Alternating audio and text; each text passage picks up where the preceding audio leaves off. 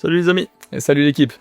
Les amis, depuis fin juillet, la fin du mercato et le début de la saison depuis maintenant presque 2 mois, les choses qu'on nous promettait se sont ou pas confirmées et on va essayer aujourd'hui de décrypter et d'analyser les premières tendances de cette saison 2025-2026. C'est parti.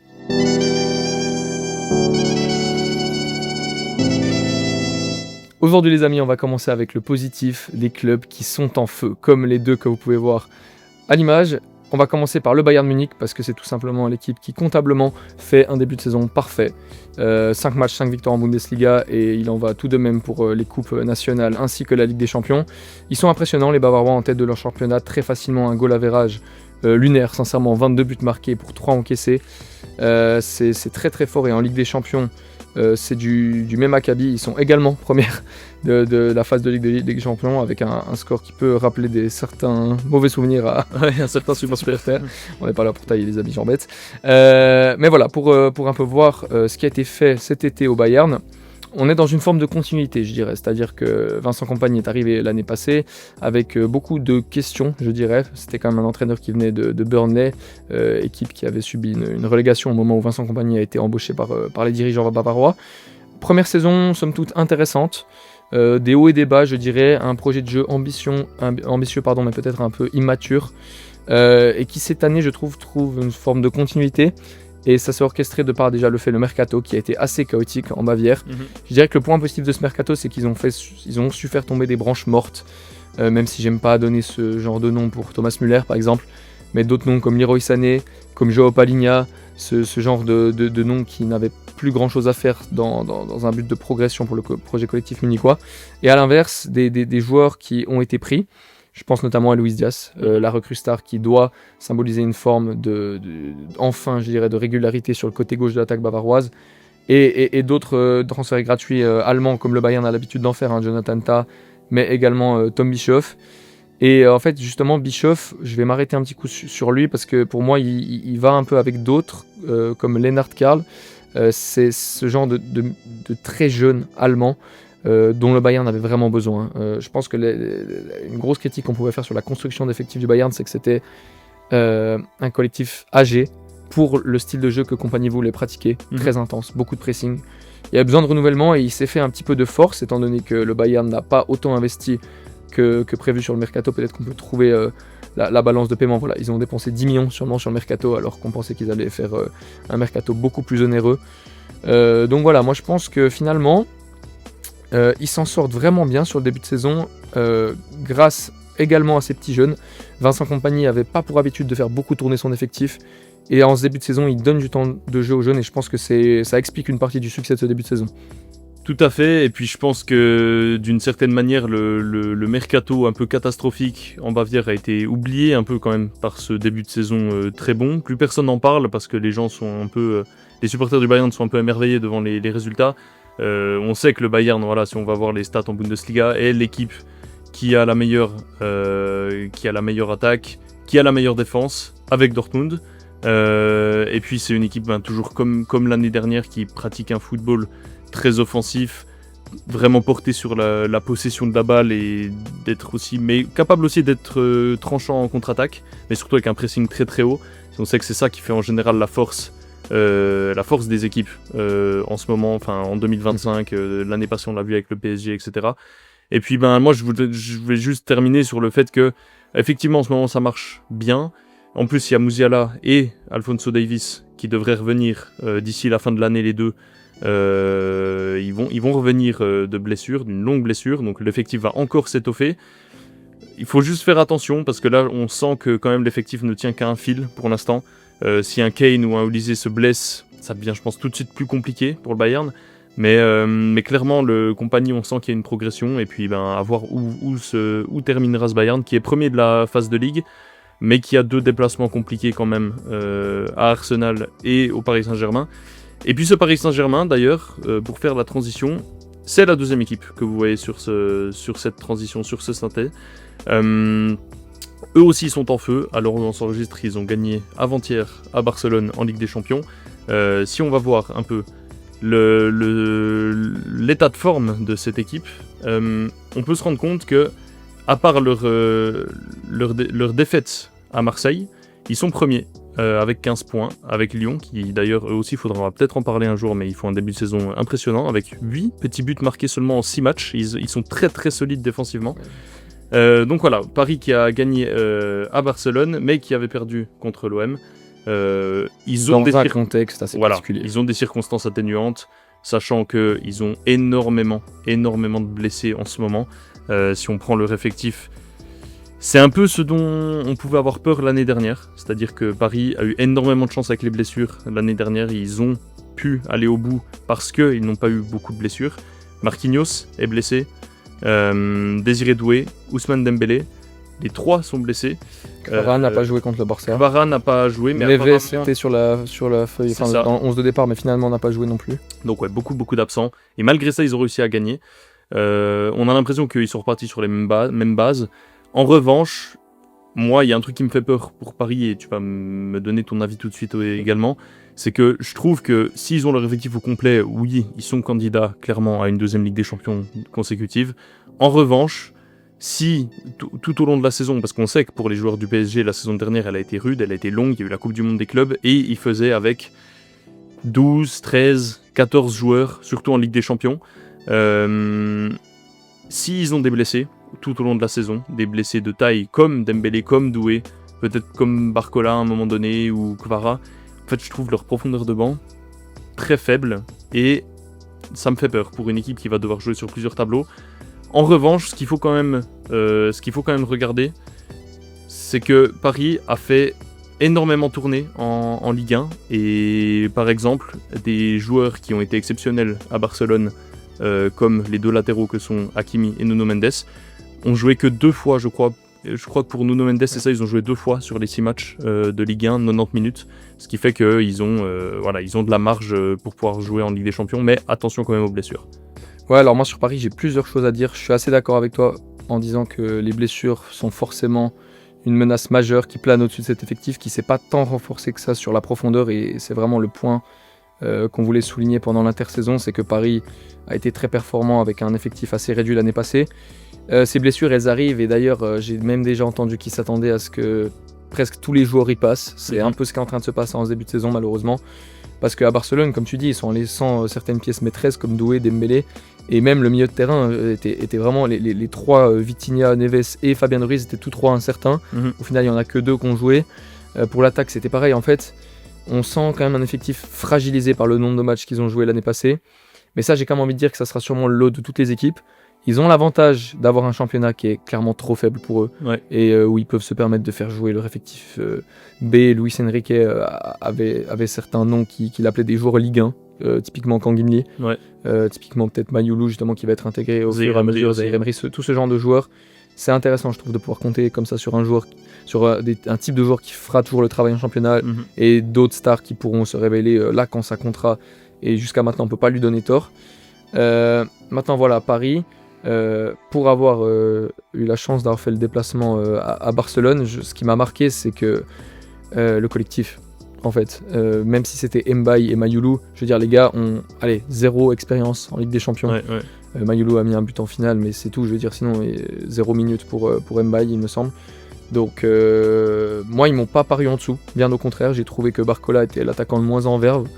Donc voilà, ça peut laisser présager une forme d'optimisme, que en gros le projet de jeu de Paris est tellement avancé dans sa maturité, ce 4-3-3 a tellement été bien intégré par tous ces joueurs-là, que finalement ils arriveront peut-être quand même à reproduire une saison de grande ampleur. Moi, il y a juste aussi certains noms, genre Gonzalo Ramos, pour moi c'est quand même une sacrée énigme, hein, parce que même là il ne commence pas, et bon, finalement c'est lui qui met le but de la victoire, donc voilà.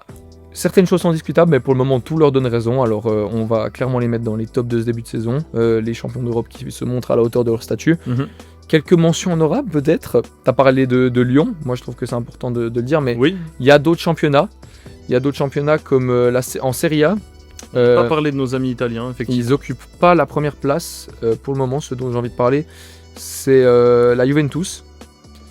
Ils sont entre guillemets seulement 4e à 1 point, c'est très très serré, mais de ce que j'ai vu d'eux pour le moment, c'est une équipe que je trouve assez convaincante, avec de jeunes joueurs qui franchement ont l'air d'avoir de l'avenir. Je suis moins convaincu par exemple par un Inter Milan en début de saison. Ouais, je sais pas ce que t'en penses, si t'as d'autres petits clubs comme ça, même dans d'autres championnats Ouais. qui toi aussi t'ont marqué sur le début de saison. Un petit mot pour la Juve, moi je pense qu'ils ont quand même un plafond de verre, je trouve qu'ils encaissent beaucoup de buts quand même. Peut-être pas en Serie A, ça se voit pas trop, ils ont encaissé 5 buts là en 5 matchs. Quand même, d'ailleurs, si on estime que la saison a 38 matchs, 38 matchs, s'ils encaissent 38 buts, ça va, mais ils finiraient pas meilleure défense, disons. Je pense qu'ils ont ce plafond de verre là, surtout en Ligue des Champions, où ils sont peut-être un peu encore inexpérimentés, c'est une équipe assez jeune. Milan a l'air de faire un bon début de saison. Eux, pour le coup, c'est un peu l'inverse. Je trouve qu'ils n'ont pas forcément offensivement beaucoup de réussite. Ils ont eu le retour de Leao récemment, ils l'ont pas eu sur le début de saison, donc ça peut expliquer cela. En revanche, ils ont un milieu de terrain qui est quand même vraiment très très intéressant. Si on va voir leur effectif, on sait cet été le mercato qu'ils ont fait. Ils ont pris Modric qui pour l'instant joue tous les matchs et performe à un niveau qui est franchement impressionnant pour son âge. Le gars vient de faire 40 ans, c'est quand même assez scandaleux ce qu'il propose comme niveau. Et puis ils ont toujours Fofana qui est toujours intéressant. Ils ont pris Rabiot forcément de l'OM. Très joué de voir Yachari aussi. Yachari, qui s'est blessé. Donc voilà, ils ont de quoi faire au milieu. Maintenant, à quel point est-ce qu'ils vont pouvoir performer? Ils n'ont pas la Ligue des Champions, donc peut-être viser une place intéressante en championnat, peut-être se battre pour le titre. J'ai pas l'impression qu'il y ait une équipe qui sorte vraiment du lot cette année en Serie A. C'est toujours super intéressant et très homogène, c'est clair. Et puis si on parle un peu de l'Angleterre, moi je suis un peu déçu. Ouais. On va y venir après des Cador. Il y a d'autres équipes qui se démarquent assez bien en ce début de saison, mais c'est des petites équipes. Mais ouais. Je pense à Sunderland qui vient de monter, je pense notamment aussi à Nottingham. Eux, pour le coup, c'est très compliqué également. Ils sont proches de la zone de relégation, alors que la saison dernière, ils avaient effectué une bonne saison. Donc voilà. Sinon, pour parler un peu, en Allemagne, à part le Bayern. Il y a deux clubs là qui sont joués en plus cette semaine que je trouve intéressant. C'est Francfort en Allemagne. Oui. Super doublette là entre Ujun et Bayoa qui fait vraiment beaucoup de dégâts sur ce début de saison. Malheureusement, ils se sont fait détruire par l'autre équipe dont j'ai envie de parler, c'est l'Atlético Madrid, qui a fait vraiment un début de saison très mauvais. Mais là, la semaine qu'ils viennent de faire, les hommes du Cholo, 5-2 contre le Real, 5-1 à Francfort. Ouais. Peut-être qu'ils ont trouvé une forme d'équilibre. C'est un effectif qui a quand même un peu bougé cet été. Ils sont 5e de Liga, mais voilà, le championnat va être long et on va y venir tout de suite. Mais c'est vrai que les Cadors ne sont pas... Les Cadors ne sont pas au rendez-vous, c'est vrai. Et c'est d'ailleurs le deuxième thème, après avoir parlé des réussites. Les Cadors sont timides. Comment expliquer ça ? Si on parle, parce qu'on est en Espagne, on va parler de l'Espagne, on parle du Barça et du Real. Alors, comptablement, il n'y a rien à dire. Voilà. Ils sont premiers, pas de problème, premier, deuxième, avec des points d'avance déjà sur leurs concurrents. En revanche, dans le jeu, le Barça, on l'a vu cette semaine contre le PSG, deuxième mi-temps très compliqué, etc. Et le Real, si jusqu'à maintenant on pouvait avoir le point d'interrogation, on se disait bon, contre les petits, ils faisaient le travail. Ils étaient à 5 sur 5 il me semble avant le match de l'Atlético. Voilà, ça gagne contre Levante, ça gagne contre l'Espagnol, ça gagne, mais c'est timide. 2-1 contre Mallorca, 2-1 à la Sociedad. Le match contre Marseille même. Pas mal de pénalty, donc on peut se dire dans le jeu, il y a toujours quelque chose à aller chercher. On sait que Xabi Alonso est capable de mieux. Après, est-ce qu'il a l'effectif pour ? C'est une autre question. Et puis on se retrouve à ce match-là du week-end dernier où l'Atlético se sont fait détruire. Voilà, collectivement a montré que il y a encore de gros progrès à faire pour ce Real s'ils veulent prétendre à une saison autre à la hauteur du Real, autre que la saison dernière finalement, où dès qu'ils ont rencontré des équipes un peu plus disons matures collectivement, ils n'ont pas vu le jour. Je pense notamment à l'AC Milan en phase de Ligue, et je pense forcément à leur élimination contre Arsenal en quart de finale. Donc le Real, on sait contre les petites équipes, ils gagnent 5-0 au Kairat Almaty, première participation pour eux en Ligue des Champions. Le Barça, on a vu contre les gros, c'est pas fou. Le Real, on a vu le premier test, c'est pas fou non plus, ils ont pris une manita. Voilà, quelle est la suite maintenant pour ces deux équipes qui, le Barça, rappelons-le quand même, était la deuxième équipe, pour beaucoup la deuxième meilleure équipe de la saison dernière. Ah, c'est clair. Le Barça, je les sens honnêtement moins forts que l'année passée, ça m'inquiète un petit peu. Ouais. Clairement, je les ai trouvés cuits, déjà physiquement. C'est ça. Sur la deuxième mi-temps contre Paris, ils n'ont pas existé, alors que pendant les 20-30 premières minutes, c'était une furia. Au niveau du pressing, enfin, c'était vraiment le Barça de l'année passée. Je pense que Rafinha, honnêtement, leur a beaucoup manqué, mais bon, Paris, il y avait encore plus d'absents, donc c'est clairement pas une excuse. Sur leur match de Liga, ils ont l'habitude normalement d'infliger des scores. Ça allait un petit peu mieux quand même sur les dernières semaines, depuis ce 6-0 contre Valence. Oui. Mais ils se sont imposés péniblement à Newcastle. Les premiers matchs étaient également très laborieux. Oui. Je trouve qu'ils ont d'ailleurs perdu leur premier point ici. Voilà, dans le jeu, je trouve que le Barça manque de certaines choses. De fraîcheur, hein, presque. Ouais, et pourtant, on aurait pu penser qu'ils allaient être un peu en feu, vu qu'ils n'ont pas joué la Coupe du Monde des clubs. Ouais. C'est pas le cas, ils connaissent des blessés. Heureusement qu'ils ont une certaine forme de profondeur grâce aux jeunes de la Masia, surtout au milieu de terrain. Mais moi, je trouve qu'en défense, les défenseurs du Barça sont trop faibles. Quand on regarde justement un Gérard Martin sur le côté gauche, il n'est pas nul dans l'absolu, mais ça ne doit pas être un latéral gauche du FC Barcelone. Même, je regarde dans les joueurs qui jouent dans l'axe. La profondeur de banc. Aroro, Christensen et honnêtement Koubarsi qui fait pas un bon début de saison. Mm-hmm. Il y a quand même de quoi se faire du souci. C'est surtout la profondeur de banc sur le secteur offensif, moi, qui me fait peur. Si on regarde le nombre, là, bon, voilà, Lewandowski était pas là, tu peux remplacer par Ferran Torres. Ok, ça va, tu perds pas de C'était un choix, hein. C'est juste que Levan, pour le coup, arrive quand même, il a 37 ans. Oui. Et dans ce genre de match, Hansi préfère un Ferran qui est capable de faire le pressing mieux que lui. Mais... Oui, mais est-ce qu'un Ferran, tu vois, ça t'emmène en finale de Ligue des Champions? Pas forcément. Lamine, il a replongé. On sait qu'il va plus pouvoir jouer maintenant pendant. C'est pas encore sûr. Apparemment, il a senti. Enfin, ouais. Contre Paris, on l'a senti en difficulté quand même. Et il se trouve que potentiellement sa blessure au pubis risque de l'handicaper un moment. Ouais, ça prend du temps à partir. Rashford réalise un début de saison intéressant. Ça, on peut le souligner. D'accord. Et Rafinha qui s'est blessé pour 2-3 semaines. Olmo catastrophique aussi contre le PSG d'ailleurs. Et pourtant, Fermin, lui qui fait un super début de saison, s'est blessé malheureusement. Ouais, donc voilà, Fermin blessé, Gavi blessé. Moi, ma question maintenant, c'est imaginons qu'Yamal n'est plus là. Tu vas te retrouver avec une attaque avec Rooney Bargi à droite, peut-être Ferran en 10 ou Olmo en 10, avec Levan en pointe et Rashford à gauche. Comment est-ce que tu rivalises maintenant si tu dois jouer des matchs de Ligue des Champions? Je sais pas contre qui ils jouent Ils vont jouer à Chelsea. Journée. Ils vont jouer à Chelsea prochaine journée. Pas prochaine journée, mais dans le cap d'adversaire de chapeau. Hein. Et imaginons que ce schéma se répète au long de la saison, parce qu'on avait vraiment l'impression que là on est au début de saison, ils ont eu un été complet de repos, et on a l'impression qu'ils sont déjà cuits. Alors comment, voilà, on sait que le Barça c'est compliqué financièrement, ils n'ont pas pu se renforcer et acquérir des nouveaux joueurs pour avoir une profondeur de banc d'un cadre européen. Au milieu, ils ont de quoi faire, hein. Ils ont le double pivot Pedri de Jong et ils peuvent faire entrer Bernal Casado et encore Gavi quand il reviendra de blessure. Après, il en a pour quand même 3 mois, je crois. Donc voilà, c'est long. Donc pourquoi pas, au milieu, c'est intéressant. En défense, ils ont la profondeur, mais peut-être pas la qualité. C'est ce dont tu parlais à ce moment. Voilà, moi, c'est la qualité et la quantité de l'effectif qui me fait un peu peur pour ce Barça, qui a su capitaliser sur la saison passée aussi. Ils n'ont pas eu de blessure, ou presque. Je veux dire, Rafinha et Yamal ont pu faire une saison pleine. Ouais. Lewandowski a raté l'Inter, on a vu ce que ça a donné.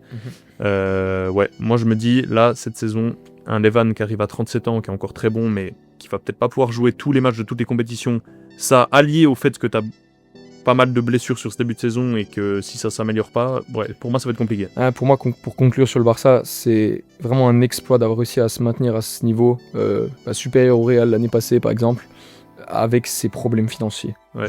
Et je pense que cette année, ils vont peut-être payer ces problèmes financiers. Pour faire la transition, il y a un club qui n'a pas de problème financier, du moins qui n'en a pas eu cet été, c'est Liverpool. Liverpool, qu'on a également mis sur notre petit synthé. Franchement, c'est la déception pour moi du début de saison, et pourtant c'est paradoxal, parce que pareil, si on va regarder les chiffres, ils sont leaders en Première Ligue. Mais dans une Première Ligue qui, c'est ce qui nous a donné envie de faire cette vidéo au début, nous déçoit beaucoup, honnêtement. Je trouve qu'il n'y a aucune équipe, mis à part justement des petites surprises sympas comme Crystal Palace, Sunderland ou encore Bournemouth, les cadors ne sont vraiment pas au rendez-vous. Ouais. Et pour moi, justement, que Liverpool mène cette Première Ligue, c'est tout le symbole, parce que des victoires très très laborieuses, d'un but à chaque fois, qui plus est dans les dernières minutes, c'est vraiment que du 1 but. Et là, ben voilà, ça commence à se payer cash parce qu'ils sont sur 2 défaites de suite.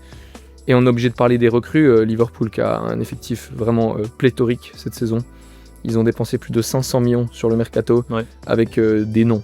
On le sait, Alexander Isak, Florian Wirtz, encore les 2 latéraux. Frimpong, ouais.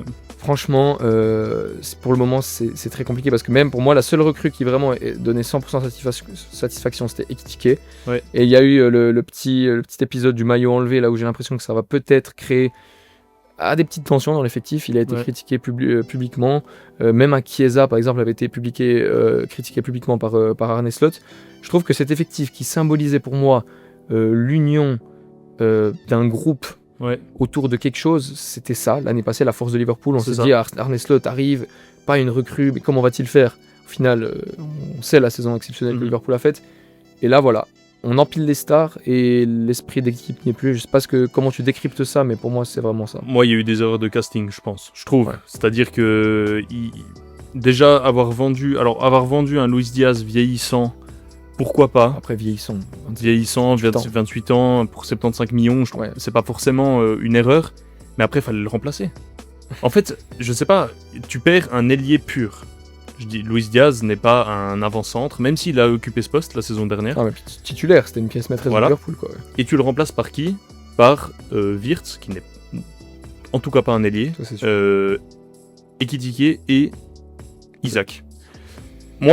Pour moi, t'avais peut-être besoin d'un neuf, ok, parce que t'avais fait la saison sans neuf. Malheureusement, t'as eu la perte malheureuse de Diogo Jota. Donc voilà, peut-être un neuf, t'en avais besoin, mais à ce moment-là, pourquoi en prendre deux pour plus de 200 millions?